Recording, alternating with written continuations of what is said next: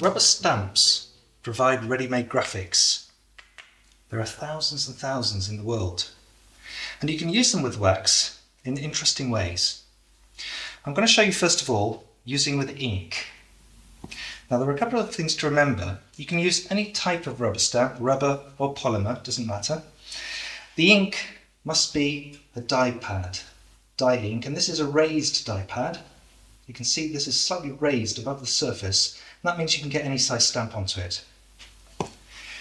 Let's start off with this little seahorse and stamp that onto the card. Now these are silhouette stamps, and they need to be puddled into the ink quite well to make sure that they're perfectly covered, like this.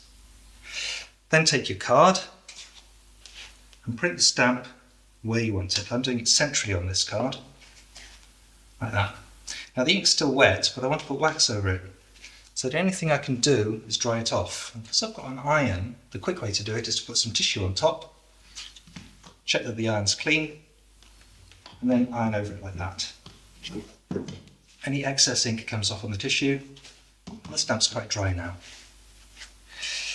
To put the wax over it, you must use clear wax. This dilutes the colour. I'm going to use lots of clear wax. Oh, I forgot to tell you, turn the iron down slightly. Notice I'm holding the iron like that and the wax isn't dribbling off. You can hold it so long as it's horizontal, that way or this way. The danger thing is if you tilt it on its side. So I've got my clear wax on here, and now I'm putting on some blue-green colour. This is water that we're trying to make, and a bit of blue itself. And then wipe that down over the seahorse stamps and work it until you get an effect that you like. Can you see what a great environment that gives? Well, seahorses are easy because they float in blue stuff. Now you can put darker colour around, but you can't put dark colour actually over the stamp or you'll hide it. Like this. So now it's gone, you can't see that anymore. I can scrape it off for a look. The stamp is part of the card, so I can do that as often as I want. The other thing you can't do is to put opaque colour like white on top of it. I'll show you what happens there. The white goes on top, and it's a bit like chalk on a blackboard. That also hides the stamp. So stay away from anything with white in it, and don't use dark colours. Remember, you can always wipe a card totally clean if things go wrong, so let's just wipe off those opaque colours, the ones we don't want. Stamp still stays exactly where I first put it on the card, it's part of the card. So, clear wax, this dilutes the colour, it makes it weaker. Then the colours for the environment you want to create, and I'm using the blue-green and the number 9 blue here. And then just smooth that down, shuffling the iron to make sure it's all covered. And then work until you get a nice watery background. Now if you wriggle the iron slightly as you go, that can look quite effective.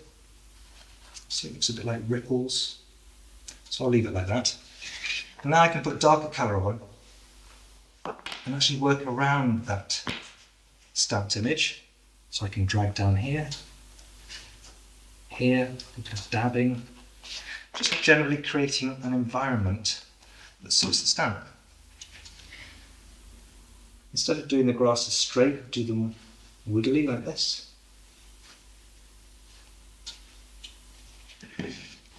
And to make a border, what you do is work down the edges.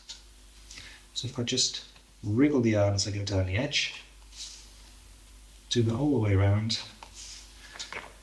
wriggling away, it keeps that sort of wavy theme. Piece of tissue right at the end. Remember to flap the card if it's still warm. Don't put it back on the hot surface, put it somewhere that's cool where the iron hasn't been. And the graphic here, the seahorse, is giving the message. It's saying, hey, this is a seahorse place, so I've done an environment to suit that message, and it makes a really good card. Easy to do, great to send to your friends.